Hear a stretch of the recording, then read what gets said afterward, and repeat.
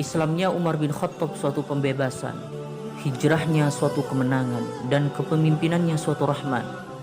Sebelum Umar memeluk Islam, kami tak dapat sholat di Ka'bah. Setelah dia menjadi muslim, diperanginya mereka sampai mereka membiarkan kami. Maka kami pun dapat melaksanakan sholat. Kata salah seorang sahabat Abdullah bin Mas'ud radhiyallahu anhu. Pada malam itu, Sayyidina Umar bin Khattab mendatangi Rasulullah sallallahu alaihi wasallam yang tengah bersama para sahabatnya di Darul Arqam di Safa. Di sanalah Sayyidina Umar bin Khattab mengikrarkan diri beriman kepada Allah dan Rasulnya. Pada saat itu, Sayyidina Umar berusia antara 30 hingga 35 tahun. Ia memiliki tubuh yang kuat dan keberanian yang memuncak. Dengan demikian, dengan masuk Islamnya Sayyidina Umar, maka dakwah Islam menjadi semakin kuat. Sebagaimana doa Rasulullah, "Ya Allah, perkuat Islam dengan Abul Hakam bin Hisham," atau Umar bin Khattab radhiyallahu anhu. Keesokan harinya, Sayyidina Umar menemui Abu Jahal untuk memberitahukan keislamannya. Semula Abu Jahal menyambut baik kedatangan Sayyidina Umar. Namun, setelah mengetahui maksud dan tujuan kedatangannya, Abu Jahal langsung membanting pintunya.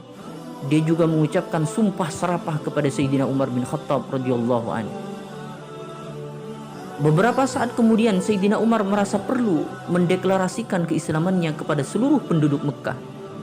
Menariknya, merujuk buku Umar bin Khattab karya Muhammad Hussein Haikal, Sayyidina Umar melakukan hal itu dengan menggunakan lisan Jamil bin Ma'mar al-Jumahi. Ya, pada saat itu Jamil adalah orang yang paling cepat menyebarkan berita. Jika ada suatu berita, dia akan langsung mengumumkannya sehingga masyarakat di seluruh penjuru Mekah mengetahuinya. Setelah Sayyidina Umar memberitahu tentang keislamannya, Jamil bin Ma'mar al-Jumahi langsung menuju pelataran Ka'bah. Sementara Sayyidina Umar mengawasi di belakangnya. Jamil berteriak sekuat tenaga dan mengumumkan kalau Sayyidina Umar telah meninggalkan agama leluhurnya. Sontak saja teriakan Jamil tersebut menarik perhatian banyak orang yang sedang berada di sekitaran Ka'bah. "Bohong, tetapi saya sudah masuk Islam dan bersaksi bahwa tiada Tuhan dan Muhammad hamba dan Rasulnya," sergah Sayyidina Umar bin Khattab radhiyallahu anhu. Suasana Ka'bah menjadi riuh setelah itu. Masyarakat Mekah yang saat itu berada di Ka'bah saling saut menyaut. Mereka melemparkan tuduhan macam-macam kepada Sayyidina Umar setelah mengumumkan keislamannya. Kejadian itu berlangsung cukup lama hingga matahari terbit mulai tinggi. Mereka kemudian mengelilingi Sayyidina Umar yang tengah duduk karena keletihan setelah menangkis serangan mulut mereka. Sayyidina Umar tidak gentar meski dikepung banyak orang seperti itu. Dia malah mempersilahkan mereka melakukan apa saja terhadap dirinya.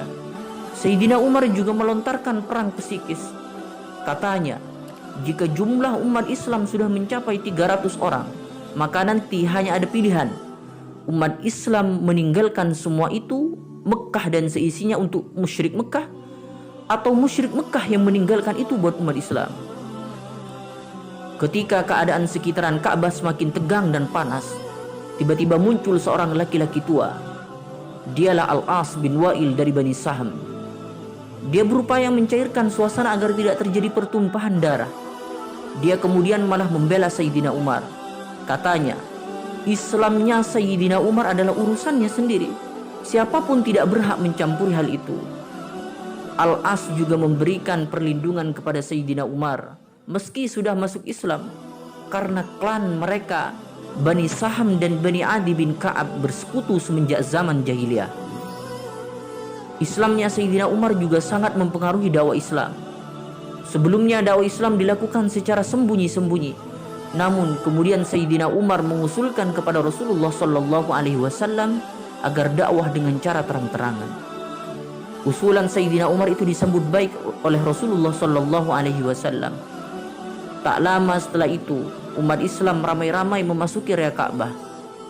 Mereka terdiri dari dua rombongan. Rombongan pertama di bawah komando Sayyidina Umar, dan rombongan kedua dipimpin Hamzah, paman Rasulullah sallallahu alaihi wasallam. Kaum musyrik Mekah hanya bisa melihat pawai umat Islam itu. Mereka tidak berani mendekati apalagi mengganggu umat Islam, karena di sana ada Sayyidina Umar dan Hamzah, dua simbol keperkasaan Quraisy pada saat itu. Keinginan Sayyidina Umar untuk mendakwahkan Islam secara terang-terangan didengar oleh Allah Subhanahu wa taala. Beberapa saat setelah peristiwa itu, turunlah wahyu dari Allah kepada Rasulullah sallallahu alaihi wasallam untuk menyebarkan Islam secara terang-terangan. Wallahu a'lam bissawab.